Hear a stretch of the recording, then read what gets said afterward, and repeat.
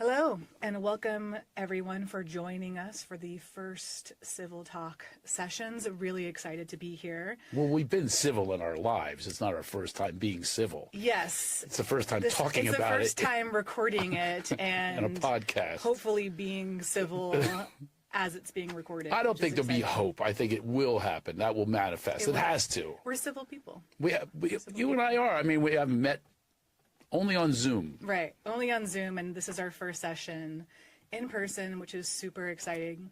First time meeting in person, which I finally got the pronunciation of your name. Right, exactly. So I do Civil Talk podcast, and I interviewed you for that podcast, and we got along really well, and we kind of Civil Talk wanted to expand into Civil Talk Sessions, and I'm just going to go through what Civil Talk Sessions is. Great. And basically it's guided conversations designed to model how two people can talk through complex or sensitive topics with civility, emotional intelligence, and curiosity.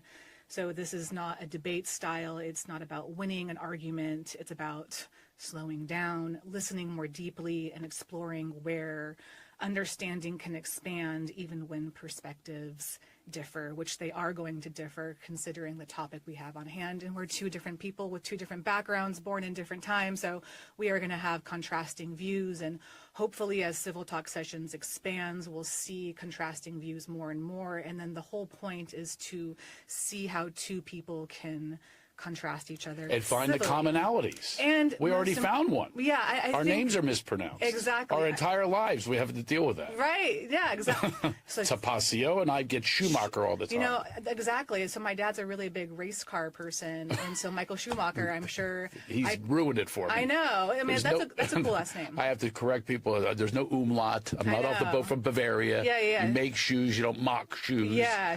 But it's still German, right? Yeah. Okay. I mean, interesting. Not that I've ever visited my roots of the Schumachers. Yeah, well, your people in the past must be shoemakers. Yeah, must have been cobblers. My last name is Althaus, which is old house. Yeah, so we lived in old houses. Like, it's interesting last name. But what it sounded like to me was outhouse. Outhouse. That's what it sounded like. Well, outhouse. I hope you didn't live in outhouses. That'd be a little stinky. That'd be very stinky. Okay, so we have two hosts today, me and myself, Tapasio Althaus, and Craig Shoemaker. Craig, do you want to speak a little bit about your history and what you've done in the past and your mission and vision? So much. Maybe like an elevator pitch. There'd be a lot of elevators. I've been known as a stand-up comic. Yeah. That's been my life. Mm-hmm. And that led to a realization of the power of laughter. Mm-hmm. And that's what I'm about now. That's my purpose. Yes. Is to spread that. Doesn't have to be through me, because comedy is very subjective, right, and laughter's not. Mm-hmm. The act of laughter is like breathing. It's so beautiful. Mm-hmm. Yeah. So that's what I believe also added to the preface here is I think that the laughter is also a way to find common ground and be civil. Yeah. If that's your goal, is let's have some fun, let's have some laughs, it takes away all of it diffuses the situation. Especially when you have a divisive topic, which we will get into today. Yeah. Adding humor to that is great. So today's conversation is going to be titled Masculinity and Femininity. Today, what's changing and what's not.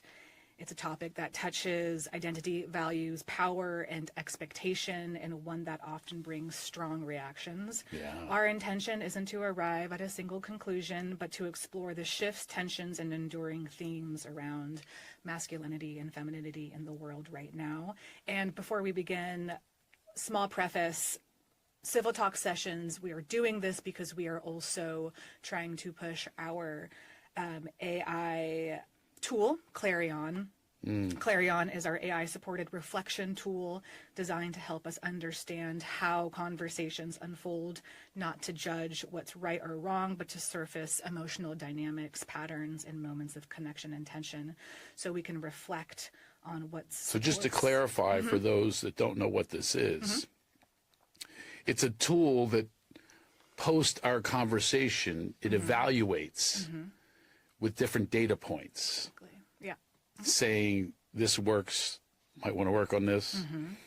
So it's like a therapist. Yeah, and I think it's important in this video age where you have a lot of videos where people are just debating and they're talking over each other, and it's not civil. And I understand the idea of it's clickbait, and that's great, and that's entertaining, and it's fun. But I think with Civil Talk, we're just trying to show that you can have divisive conversations. You can also learn from them, be entertained.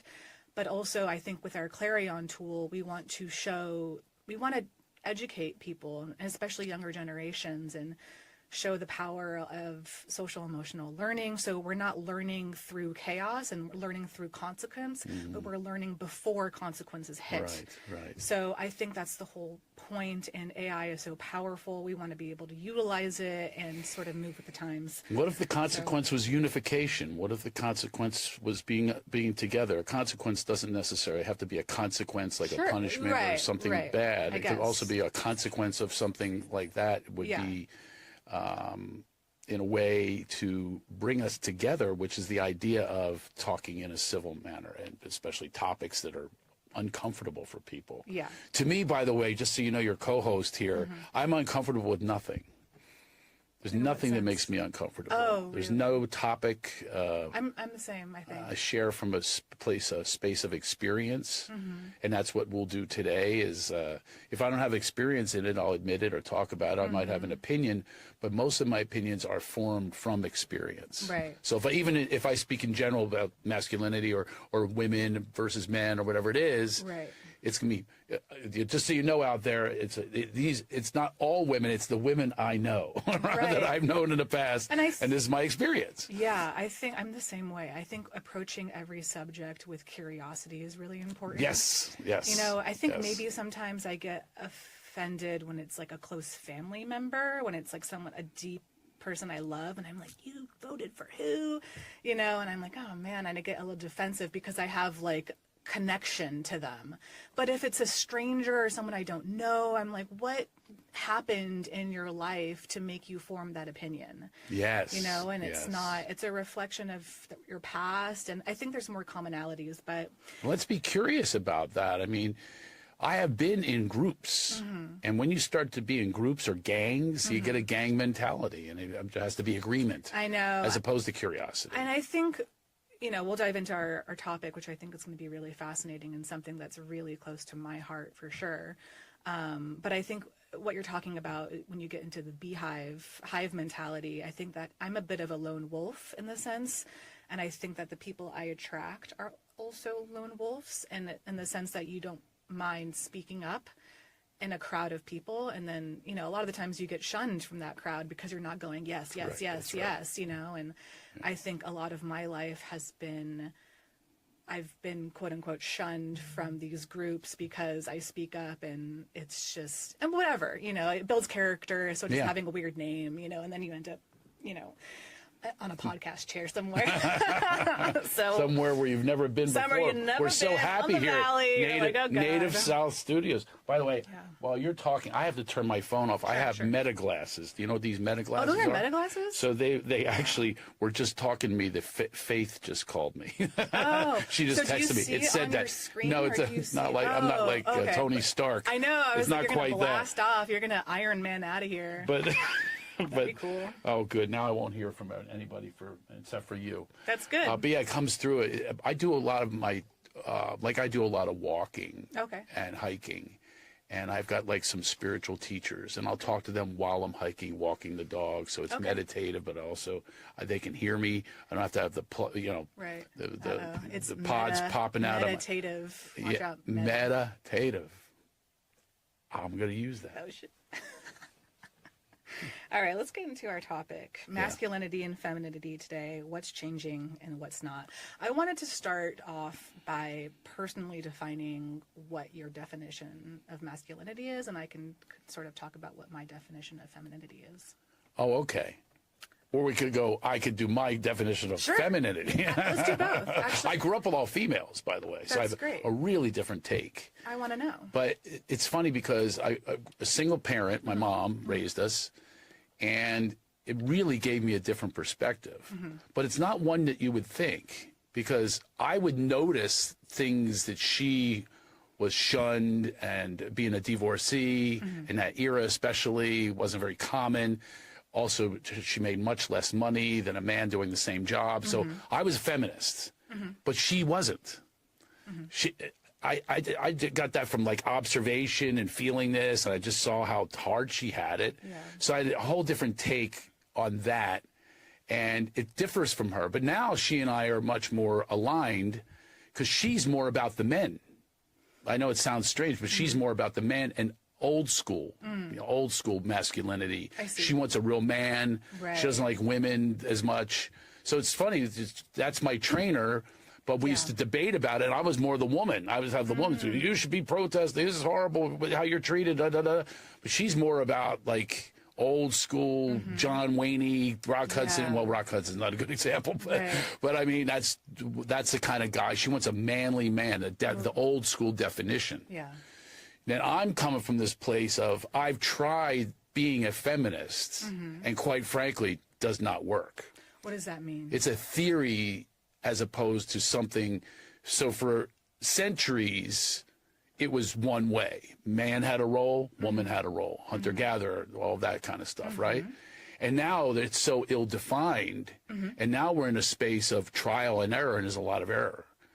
And you're talking about a guy who's been divorced, so there's errors. Because I'm trying to play this role of the feminist, but also, empowering the woman and stuff like that. Yeah. But a lot of times the woman doesn't want that. They want this guy who's going to be strong and clear and things like. So it's a lot of dichotomy, a lot of hypocrisy. It's through these theories. What I found is a lot of theoretical, but it hasn't been applied on a consistent basis. So now where are we going? Yeah, Which I think is a great topic. You bring up a really good point, and it's something I think about a lot when I'm thinking about feminism, when I'm thinking about masculinity, and I think about the different definitions amongst different generations. So you're talking about your mom, I'm assuming she's a baby boomer, you're Gen X, I'm Gen Y, and then you have Gen Z. And every generation is going to have a different definition. So when I like to talk to my peers about feminism and masculinity because I'm in that same age group. When I'm talking about feminism and masculinity with my father or my stepmother or my mom, it just gets a little wonky. And I'm like, you don't get it. And so I like talking to my peers about that because we're kind of more, there's differences for sure, but the differences are a bit more palpable and they're a little bit more understandable and it's more to work with. Yeah. And so for me, I think in my generation, millennial, Gen Y, I think, and this is my personal definition. I know there's so many beautiful definitions of feminism out there, and I totally agree with a lot of them. But I think it's just have more humanism. And I think the heart of femininity is humanism, and it's knowing I am a female, and I know a lot of my female friends are too, where we have a couple jobs and we can do masculine things and we can do feminine things. And I think femininity is having the tact and the wherewithal to know when to be feminine and to know when to be masculine. And what does it look like to be feminine now? It's changed. It has changed, but I think at the root of feminism is grace and poise and knowing when to be vulnerable and knowing when not to be vulnerable. And I think that, and also women are just naturally very sensitive and we're emotion filled. But I think it's important that women understand too that there's a time and place to feel emotions. And there's also a time, like, you need to put your emotions aside and you need to put your intellectual masculine brain on. Is there room for the man to be sensitive and vulnerable?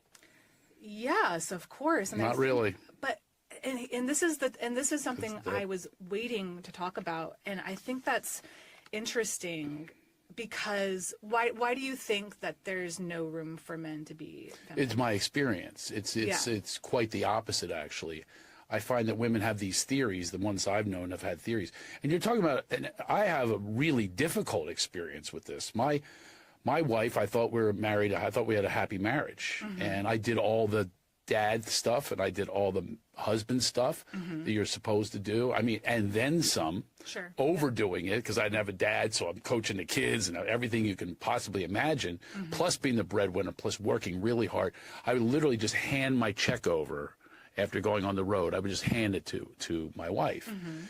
But she then joined a cult, like a cult. Okay, I remember you talking She had about like a this, cult leader who literally convinced her to get her sovereign freedom and get out of her golden cage, she called this. I'd like to be in a cage, be fed, I'll take a cage of balsa wood. I don't care. I'll take something where it's not me doing all of this very, very, I have to go on the road. I have to deal with all this stuff. And she gets to go in all these businesses, multi-level marketing businesses, which are all feminine-based, by the way. They help women. They could say, come on, mamas, get your sovereign freedom. This is all the language that they would use. So then once that group got formed, I'm out. Literally moved to into another room. Yeah. And men are being emasculated. That was the beginning of my emasculation. A lot of it's going on now with women getting their freedom, their power, and stuff like that. So families suffer for that. I hear you. And that's what happened with us. Our family. I've said to her many times, I say, how would you like if our son met someone he loved and they turn out like you, hating and being mean and unkind and stealing and everything else to him? How would you like that? She's never answered that question. Yeah. So. I mean, here's the thing, too. Like, I hear that, and I wonder, I think a huge issue that women have that with their male counterparts and is a huge sort of chasm between male and female traditionally is that men, and that you hear about this male loneliness epidemic, and it's the root of it is that a lot of the times men don't know how to be emotionally supportive and emotionally fertile or abundant. Fertile is the wrong word. I like that word. It's actually. a good word, but it seems weird there. It seems it, but I don't think it is. I like that word. Okay, yeah. Emotionally fertile for their... Fertile means potency fertile to me, which is a like wonderful feminine thing. Too. So men don't know how to be emotionally fertile for their women counterparts. Yeah. And it's like, you can hand over a golden check and that's really nice. And women want that. And, I can make the same amount of money as my partner and I'm still going to, or more, and I'm still going to want him to take me out to dinner. It doesn't matter, but what matters, I think, too, is being emotionally connective to your partner. All right, I'm going to stop you there. According to you, what is emotionally connected? And I think there is where we can, now we're going to go out of our session here, a civil session. Yeah. Because there is, I'm coming from a place of, well, that's according to you. Those are your standards of what emotional, what vulnerability is. All those definitions are from a female. It's a female definition of what that is. Like I've gotten, like she'll say, don't try to fix my feelings, just listen. Yeah, absolutely. Well, I'm compelled to, maybe my way's right. Maybe the toilet seat should be up all the time. You like the toilet seat up? My partner likes the toilet seat down. He's like, put it down. I'm like, why? Really? Like, I like it up. Never heard. He's a weirdo. Wow, that would be both of you weird. But it's not about right or wrong. It's about, I really like this one woman, and her name's Julian Truckle or something, or Jillian Truckle on Instagram, and she says that love and compatibility and relationality is really important in masculinity and femininity, and it's honoring the other, I guess. And I think a huge part of masculinity is understanding what this woman needs, especially if it's your partner. What does love look like to this person? So and I hear this all the time. I say this to my partner too, like, stop trying to, and sometimes I'm trying to fix his problems and he's like, just let me speak, let me talk. I just want to rant at you for a little bit. And I'm like, I don't. That's what you want. Well, he wants to, it's both ways, Yeah. So he'll rant at me and I'm trying to fix it, or I'll rant to him and he's trying to fix my problems, where I'm just wanting to rant and I'm just wanting to sort it out in my head. And we have to remind each other. And in that moment, I do want to fix things because I'm in fixer mode. I'm in builder mode right now. I'm like, I'm fixing things. I'm doing this. I'm going. And he's like, But are you doing it solo, or are you doing it asking for his cooperation and collaboration. No, I'm wanting him to shut up and listen, you know, and that's the thing. I think that's really important. And he feels compelled. I'm going to be him. Yeah. And I tell you, he feels emasculated by that. I don't know if but that's the thing. I'm saying this with empathy. Yeah. And being him, I can literally channel people. I'm not even exaggerating. I can literally feel their feelings. That's what I would feel, at least. And I would imagine some men feel that way when a woman is now taking control of, well, this is the way it should be. This is the way you should. Right now, you should just listen to my feelings. Well, right now, you should support me. Right now, you should take me to dinner. All of these rules, I will even take that further by saying, if you go to a house, whose house is it? Be honest. The look of the house, what goes in the house, the decorations, the style, who's in charge of that? Well, see, that's the thing. I think the jargon that's being used. No, I mean in general. Okay. You go to a house. It's the person who owns it, right? Or the person who's decorated it. And who decorates it? The owner, or the wife, or the husband. Rarely the husband. I don't. You're not walking into someone's house who's a married couple and seeing a wagon wheel for a table. It's a feminine dust ruffles. These are things that men have never discussed in their lives, a dust ruffle, or all of those feminine touches. Right. Houses are stacks of pillows. That's a new thing in the last 25 years. I would never want pillows, but I have them. Right. But I have them because I've been programmed. And do you like the pillows? I do not like the pillows. Don't like the I have a bad pillows? neck because of these damn pillows. You gotta get different pillows. And they're called throw pillows because I throw them off the bed. It's the most ridiculous thing. Oh, man. But it's all of those things. Holiday gifts, all about Valentine's Day, Right. all that stuff. I'm telling you from a man's perspective, I'm not golfing with my buddies going, Valentine's Day is coming up. That's my favorite day of the year. I don't think. Yeah, I don't know. But I mean, what do you think about that? So I'm saying about throw pillows. all of it, the feminine touches, they're called feminine touches in a house. Almost all houses, if you have a couple, the woman is more in charge of what the house is about. Okay. Right. Therefore, what I'm saying is these definitions have changed so much. So now men are out of all the equations. A lot of men are out because the woman is going, okay, it's my house. It's my house. Right. I'm going to tell you what goes in this house. And you're wrong if you say, I have a joke. I say feng shui. You ever hear of feng shui? Feng shui.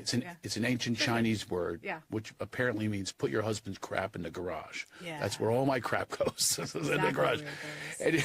And you're agreeing. Unless you have a nice lamp. And you're agreeing. Unless you have good. A nice lamp according to you and your taste. I've had women walk into my house today. You know, now I'm single, as obviously, and they walk in and they start to point to stuff that could change. But it's a change according to them, what they want. Right. So that's the thing that I'm trying to say is women, the energy of women has risen so much so. And there's like this pendulum thing that's going on. And I think it's pendulumed so far that now we really got to find out where the balance is. Yeah. I mean, I think what you're talking about, and I hear that, I think that the vantage point in which you're talking about is very like your significant other at the time was trying to control. And I think a lot of relationships go through that, whether you're romantically involved or not. But I think from a woman's perspective, I think those are actually just bids for connection. And I think that you're seeing it through a vantage point of control. And I've gone through this with my male counterparts too. You think these are bids for connection? Yeah. To have a dust ruffle and a whole stack of pillows? I think if the pillows are used as a fort of not connection. Okay. There's a wall that's built. Okay, that's a small thing. But I think okay, if you want to take something as frivolous as throw pillows, I think I can guarantee that your significant other at the time was maybe trying to open up a dialogue of, and I'm sure if you wanted to be like, I don't want those throw pillows, I'd rather it have, or ruffled throw pillows, I want embroidered pillows. she would have been like, let's compromise. Let's talk about this. And I think it's important to have those, be invested, be into those pillows. There's this TikTok viral video going around, and I love it so much. I'm obsessed with TikTok, and I'm so doomed. But it's this video of mainly women going up to their male counterparts, and they film them. They're like, hey, I saw a bird today. And you record it, and it might seem really small to their counterpart, but it's like, but she saw a bird and she's so interested and invested in it, and she's excited by this bird. And the quote unquote good significant others usually are like, really, what kind of bird? And obviously it's stupid, it's a bird, and she's like, a bluebird, and she's obviously hyping it up, and it's a total farce. But I think about that viral video a lot. Yeah. And it's like, can your partner get excited about these small, stupid things? And I think a lot of male counterparts have problems with that. And it's like, I know it might seem small, but I think to women, these small things, we want to create dialogue with our partners. Just like maybe you want to talk about golf with your partner, maybe, or maybe not. Okay, great. That's a great example. So does the reverse take place? Yeah. Is she curious about my golf score? Is she curious about how I changed my swing, the lessons I took, the things that I've learned? Mm-hmm. No, it does not happen. But I also so the reverse very rarely happens. And that's why I'm saying the premise I'm saying is it's a woman's world. The women dictate holiday cards. Hallmark is about women. How it flowers. I don't want to buy flowers that die. I want to buy a plant. I thought I was going to be killed when I bought an ex-wife. I said, "Oh, here you go." I thought it was a really cool thing. We can water them together. That was my theory. You think she was interested in my theory? You think it's cool? That was the end. That was the end of the marriage. I mean, because she was saying, well, what women want is something, frivolous, and yes, it does die, not logical, and you're logical. Do you remember even in the beginning of this, I added the line of and solutions, real solutions. Right. That was added. I added that because that's how I think, and that's how men think, and women. Of course, we're generalizing. Just talking about the women I've been with. Yeah. There's a lot of emotion, and men are logical, but even logical about emotions. Is this a solution to get into these emotions right now, or can you work it out yourself?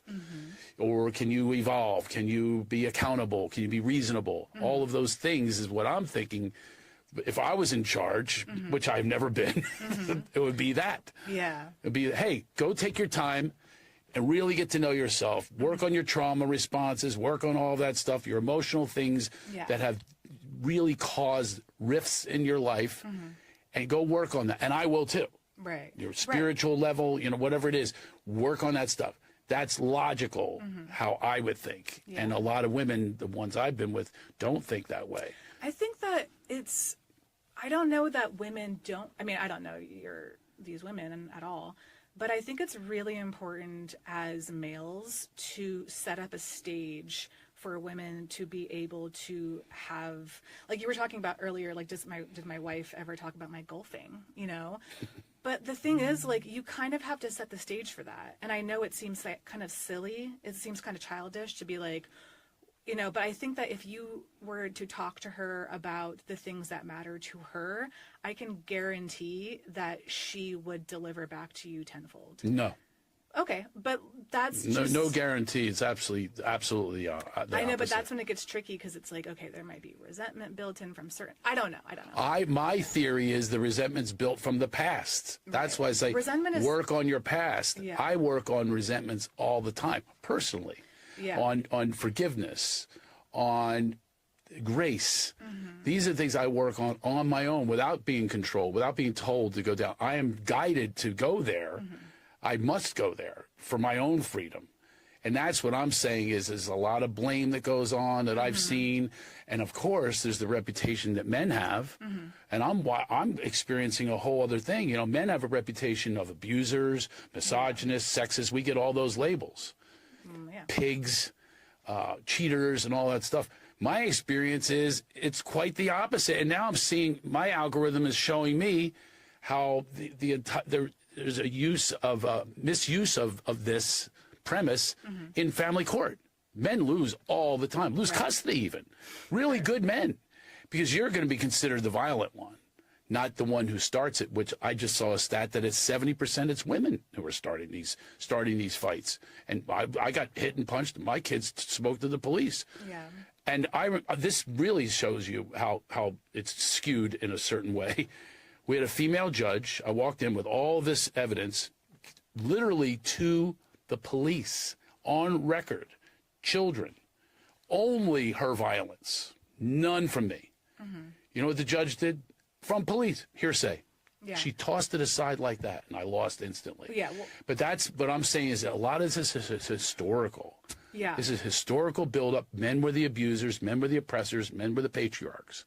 And when I talk about this pendulum, it's so far the other way of this attempt at repair of that, that now the men are lost and emasculated. A lot of them are. I mean, I hear this a lot with males, or not a lot, actually. I don't really have too many male friends. Is that true? Yeah, I think a lot. I mean, it's different. See, our perspectives are so different because we grew up in different times. Like, my guy friends are actually like super feminine, and are just artists, and I don't know. They're just. Let me ask you a question about that. Are they married with children? Think about a few of them and just think: are they married with children? You know, I don't have too many married.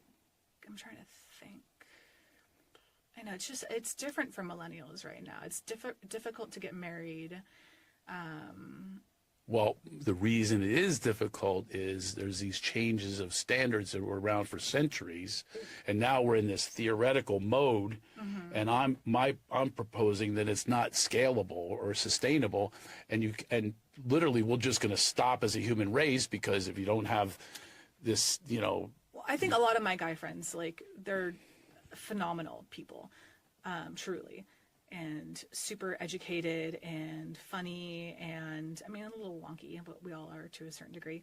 But the one thing I do like about my generation is that I think men in my generation are starting to understand the importance of being vulnerable. And you might not have experience with that when you're a generation, because every generation is different, but I think that men are starting to understand and really listen to their counterparts in that, hey, you need to buck up, or we can't be together, And I think men are starting to feel that, in the sense that I think men are tired, like, subconsciously, of being masculine.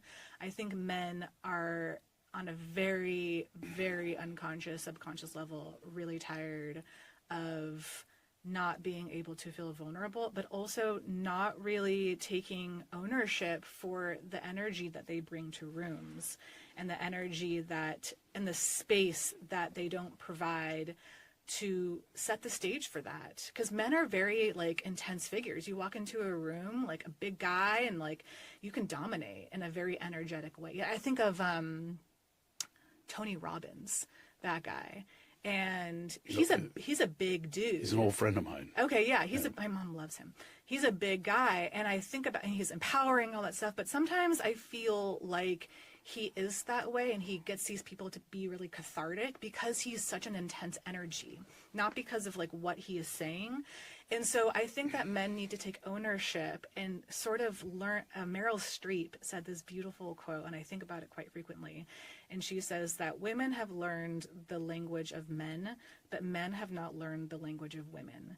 And learning the language of women is learning how to take a step back and set the stage for women, and learning how to be vulnerable and sensitive. And women need to also make space for that. I'm not saying it's just men need to do this, but women also need to make space for that vulnerability. So where even in this conversation is that space of curiosity about the man's perspective, and curious if indeed it's true that we're not vulnerable, or haven't tried vulnerability, been very vulnerable.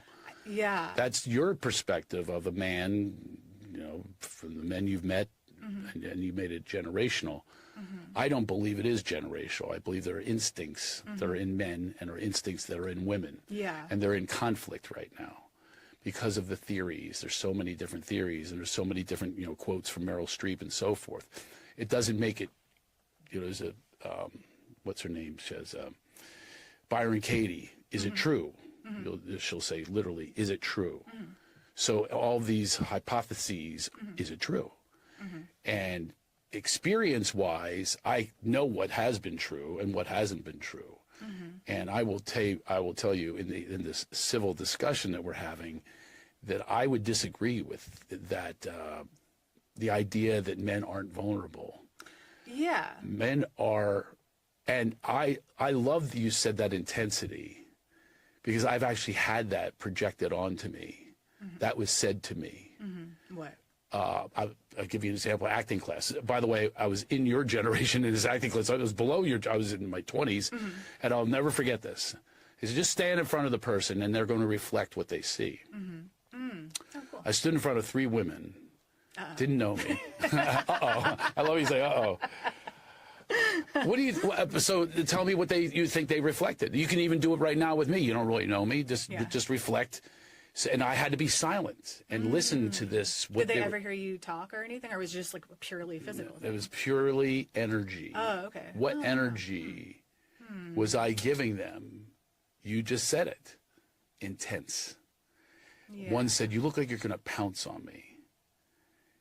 And what I would say to that is, you also seem like you're going to pounce on me with judgment. Whoa, there's so many mirrors of Exactly. Exactly. I'm glad you got that. But that's interesting, though, Yeah. because, I think that's really important for men to understand, is that women are so, how am I coming off? How are they portraying me? How are they perceiving me? Because also we are, objectified in so many ways. And so we think about that a lot more. And I think men don't really think too much about how they are perceived, especially, time out on that one. Okay.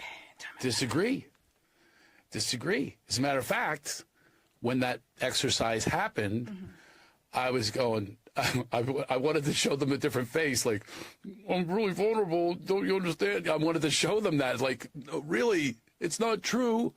I hate that you see that in me. I was very concerned with them seeing. All 3 of them saw me as that. And I have to believe because I know myself, extremely vulnerable, extremely sensitive to women's needs. I grew up with all females, had that whole feminist perspective my entire life. I'd be in history class in grade school and go, his story, what about her story? And I studied women, I studied all of that. And yet, the idea of me energetically with women is often intense, pounce on me, dominate, she's dominant and all those things. I'm like, no, I'm not. I don't mean to be. It's not my intention, because I know who I am inside. Is a feeling guy. I was beaten when I was a kid. I was kidnapped. I mean, I had a lot of vulnerabilities. But I walk into a room and they're not looking at that. I know. And this is like a topic that I discuss with my partner, but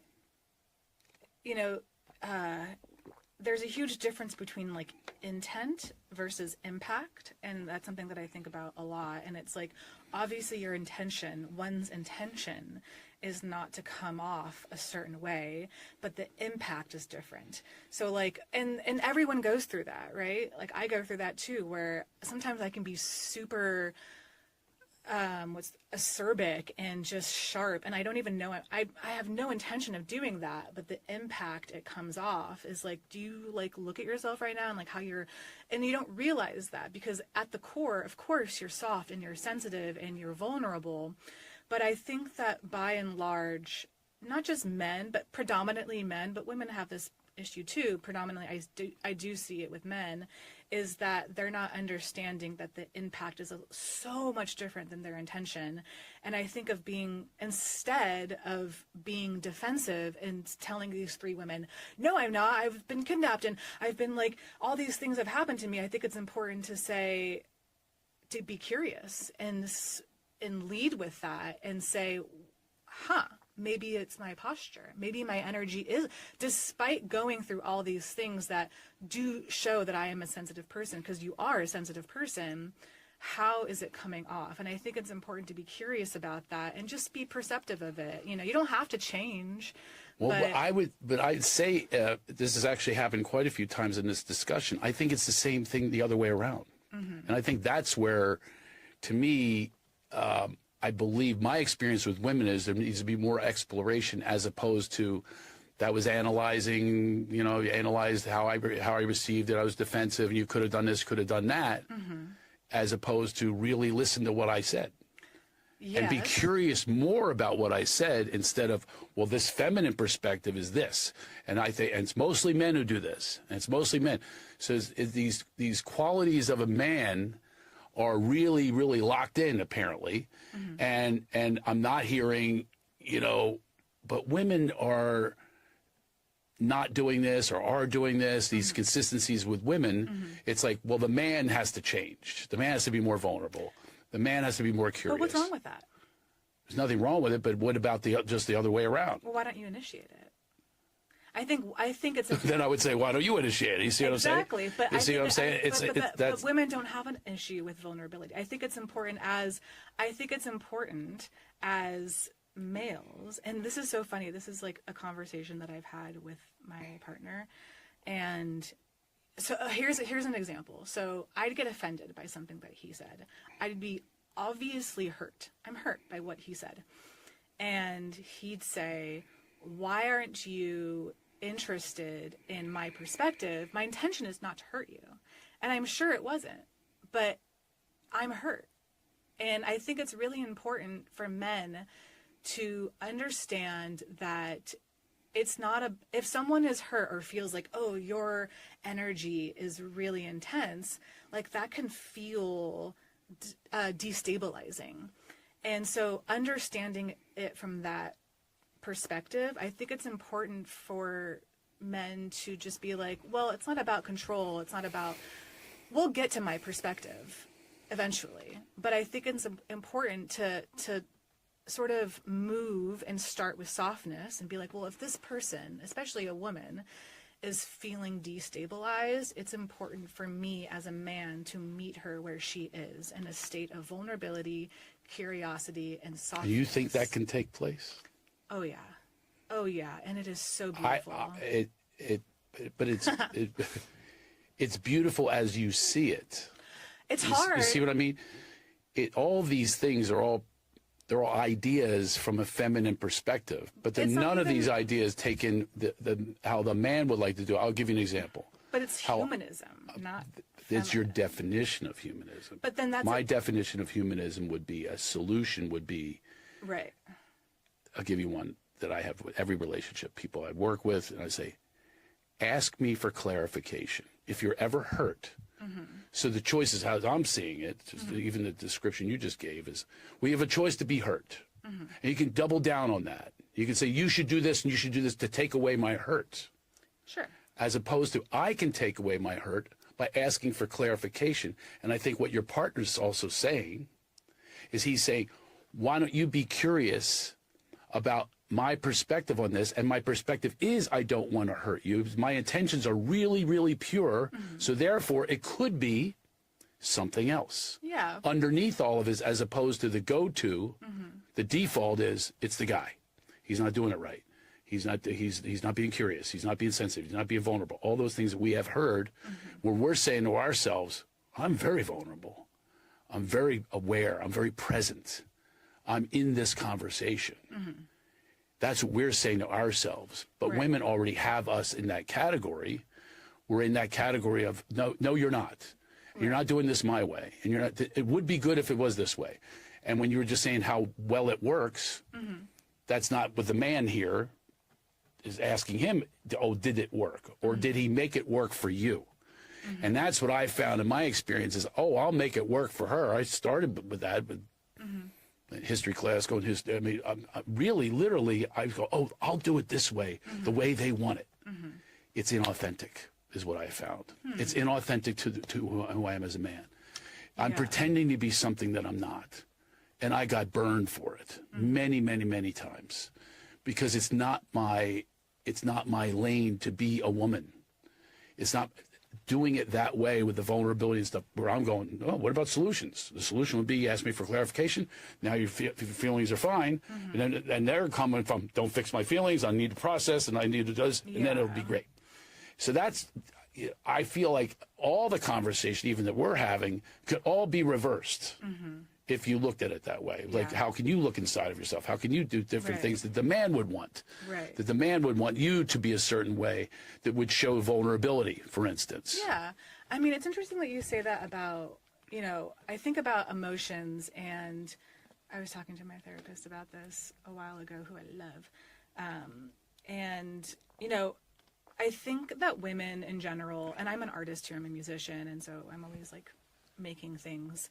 I think it's important for women to sit in those emotions, and I think that's a huge difference between certain males and certain females. I'm not going to say all, because it's just we stated that in the beginning of this. Yeah. You know, this is based on your experience and my experience, right? And that's what we're bringing here.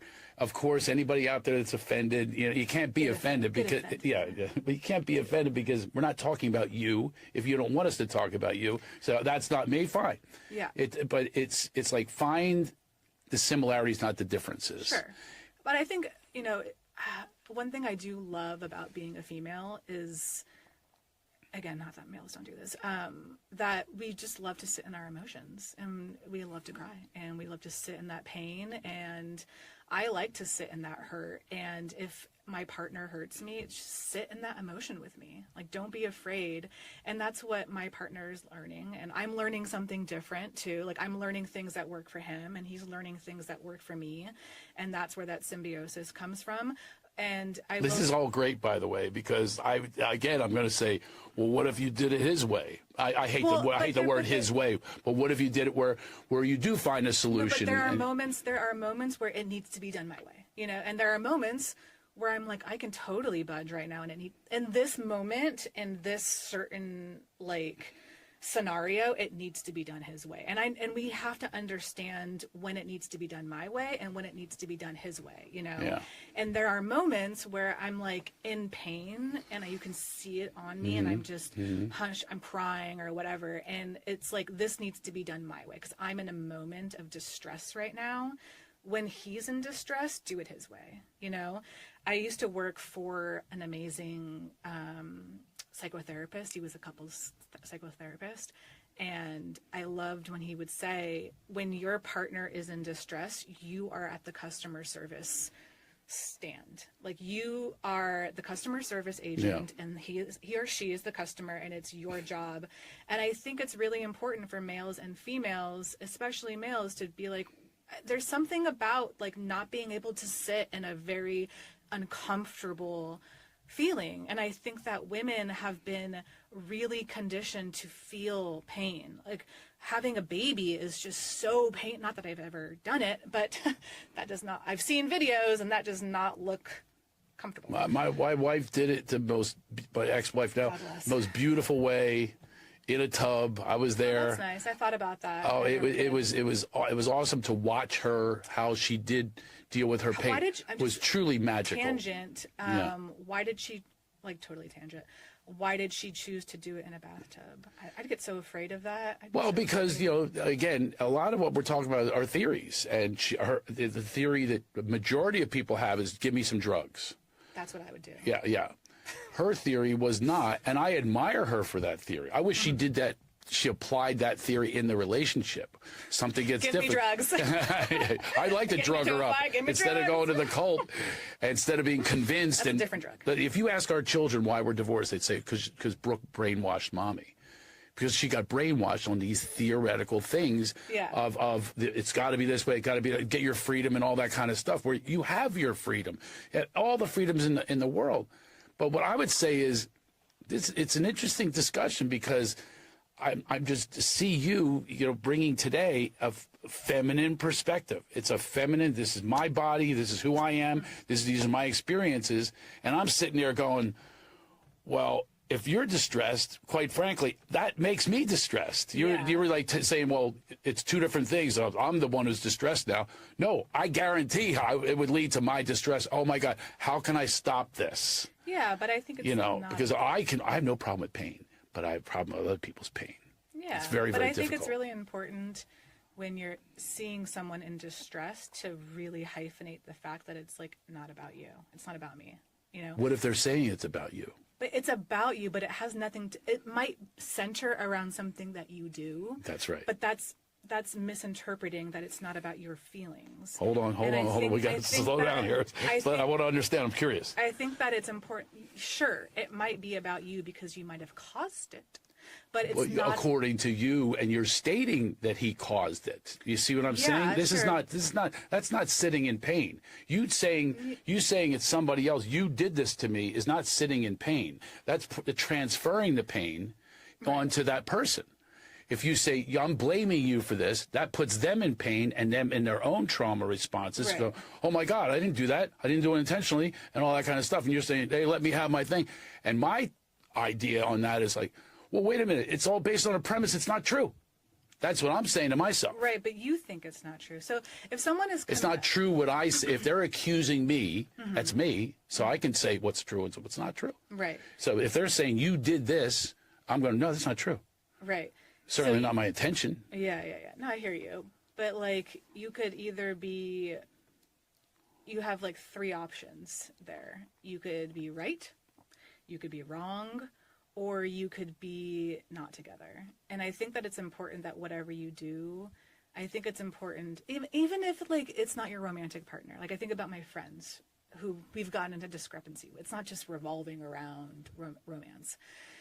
You know, I think about my friends who I love so much and have had in my life for many, many, many years. And on the very rare occasion, I've had my best friend for 15, 16 years.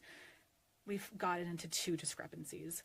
And, you know, I remember those discrepancies because it was just like she was blaming me and accusing me of something. And I think those moments are really important because you get closer with those discrepancies. And I think how males and females approach those discrepancies is so different. And what I'm trying to get at is I have no problem, and I think most people should incorporate this, no problem just saying I was wrong.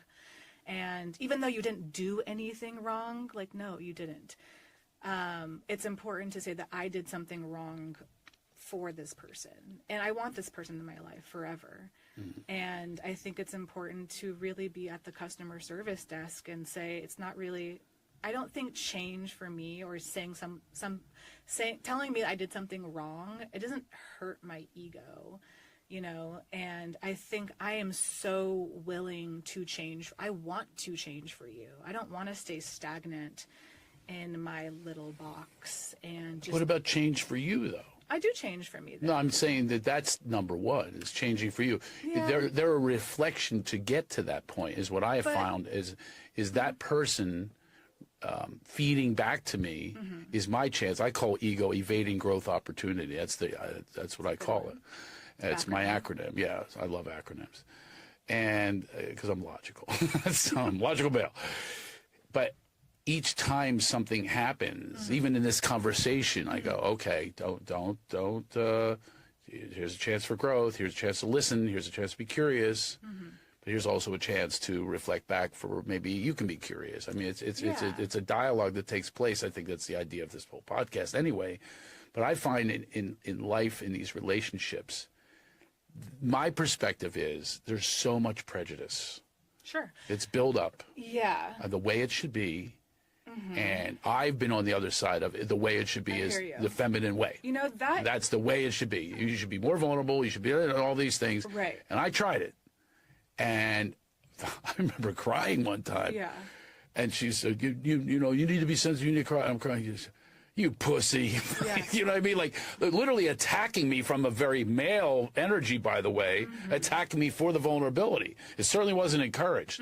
I'll be honest with you. I can't even think of a time where it's been encouraged by a woman where I'm breaking down. Right. And especially, by the way, especially if it was about them, then they're definitely out on that one. Yeah. Because now they're going to feel the blame that I feel. I think it's also... You see, it's a cyclical thing. And it's the wounds. The wounds are hitting each other. But I believe, I could be wrong, these historical wounds that have been there for centuries.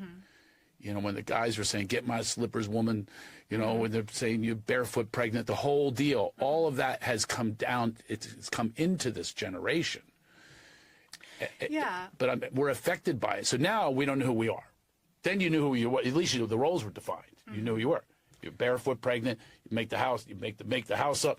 You cook the meals. Now everything has been completely just wiped out. Now we're just kind of growing, and where am I with this? Am I supposed to be sensitive right now? Am I supposed to be the man right now who takes over? Am I supposed to be the one who makes plans? By the way, I'm in a dating world. What a nightmare. That's a weird world. Oh, it's a nightmare. It's a whole nother podcast. Well, it's still men and women. I only date women. Yeah. So far, I'm ready to go to the dudes at this point. You don't want to go there. No.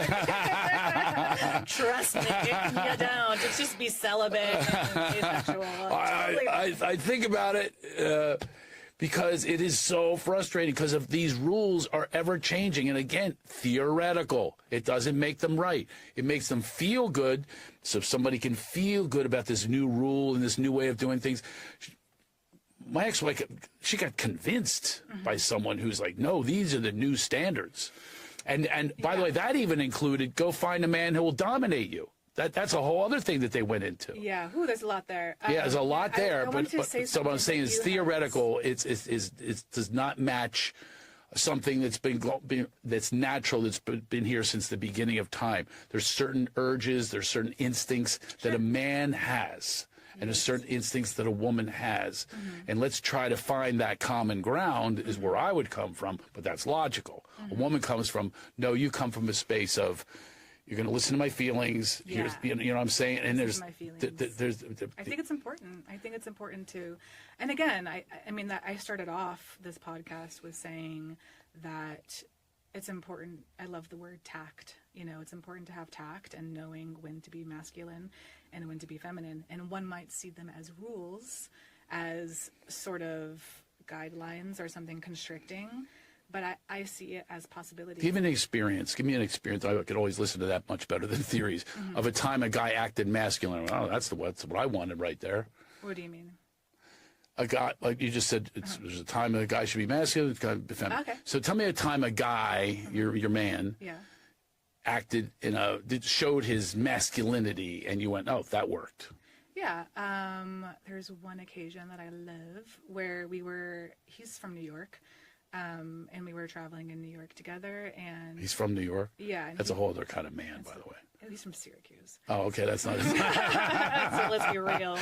That lightens it up a little bit. He's not that kind of New Yorker. New Yorkers like me, I'm from Philly. We have a whole other intensity level. He's not that kind of New Yorker. He's Syracuse. Syracuse, that's suburban. So okay, all right. It's a little different. Intellectual. Okay. Yeah, a little soft from the edges, just like I like him. When was he that masculine you're talking about? Okay, give me an example. Yeah. Usually I'm a very, I'm sure you can tell, forward and dominant woman, I guess. And so I take charge, and I have we're doing this, we're doing that. I lead, I'm a leader. And he just led the whole thing, and we were traveling, and he just took over with transportation, and usually I'm the one doing that. You know? And you love that. I like doing it, but you know what I also like? I like equality. And I love that he just did it, didn't even ask. It was in his own regard to move me around. And that's a great example, by the way. That's a really, really tight example of a demonstration of a man being in his masculine. And he navigated the subway. I didn't know where we were half the time. I was like, where are we? And I'm not used to that. And he just took over. He's like, we're going to this train, to this train. I'm like, okay. And he literally just cavemanned me and just wrangled me around. And I was like, let's go. So that was a really good demonstration. And usually I'm from LA, and so I do that here. I know the streets like the back of my hand. And so I'm doing that most of the time. But it's a trade-off, and there are moments where he's being vulnerable. What generation is he in? He's my age. He's 35, 34. Okay. Anyways, but what was I going to say earlier? You were talking about prejudices, and I think that's something that I think about a lot. Which is prejudging. Yeah, and I think, and that's something that I deal with too, not just with men, but with women too. And I think this is, if I have to maybe get offended by something, it's usually prejudgment. And I'm like, man, you don't know me, yet you're making judgments on me, and it's not fair. And then my whole judgment thing comes out. Like, that's something that's like one thing that really. But does it come back to you when you boil it?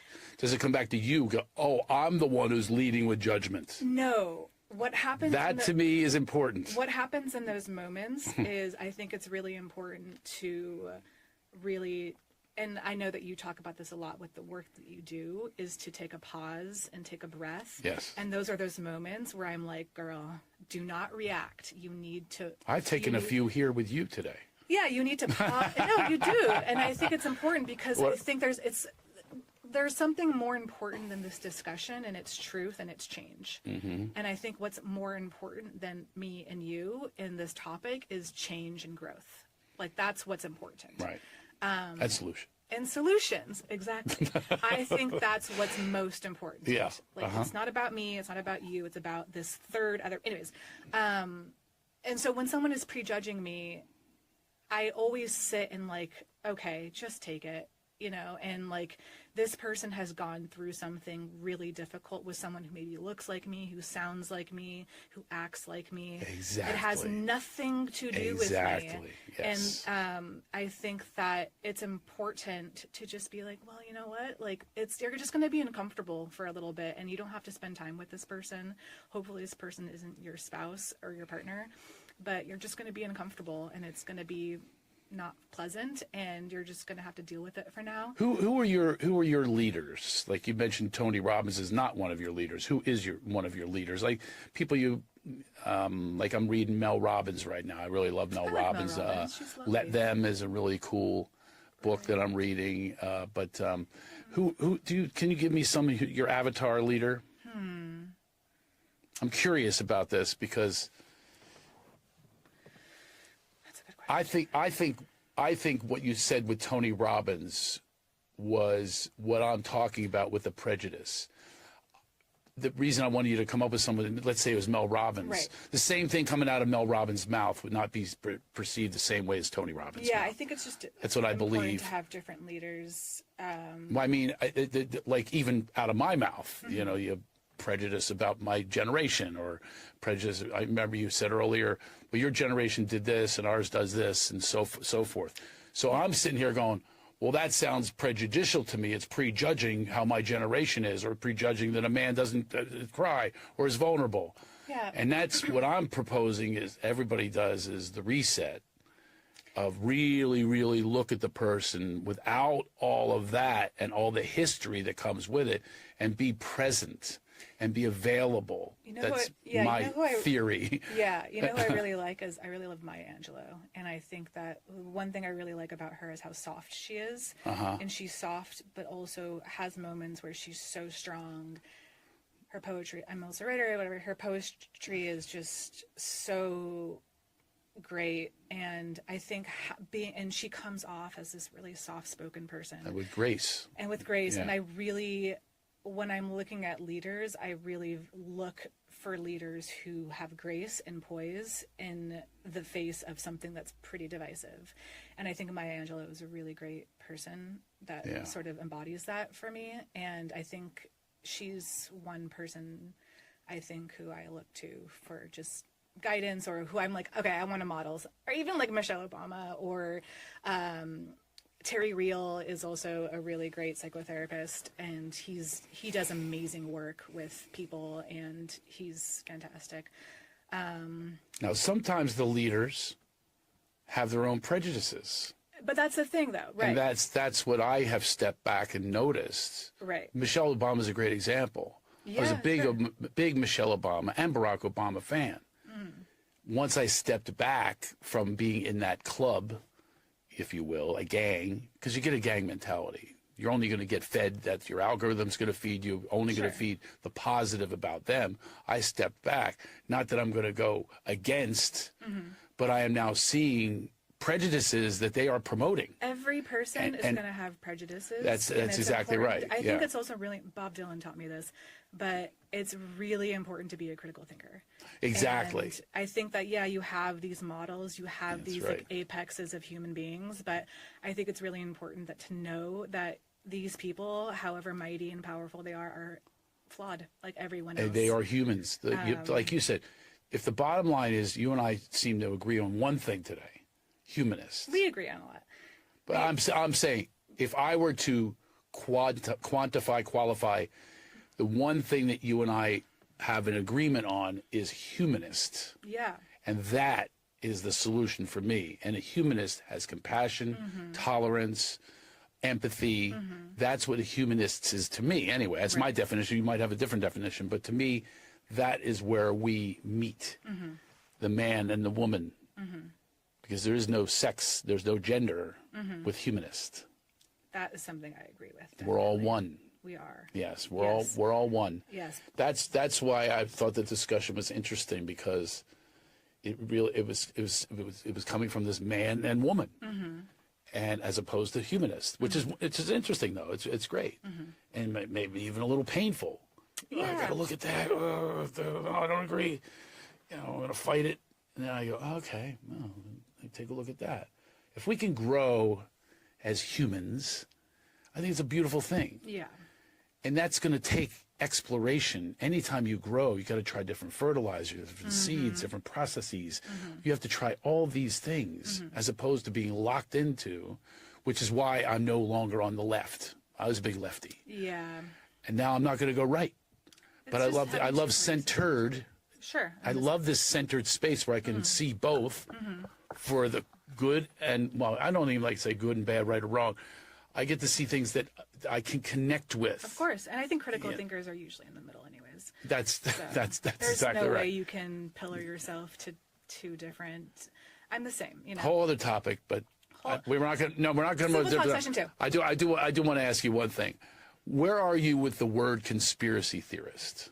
I'm right in there. Aliens exist. Come on, baby. I love you. I love you. I love it. Me too. Aliens exist. It's Different the greatest. realities exist. It's so much fun to go not down those only rabbit fun, but holes. It's just like we're so small in our thinking. I know. We can only see how many colors, and bugs can see like we just can't even see it. Even people buying into the word conspiracy theorist, they don't understand it was put there so you would stay. You would stay ignorant. Exactly. I'm amazed that I have talks with people.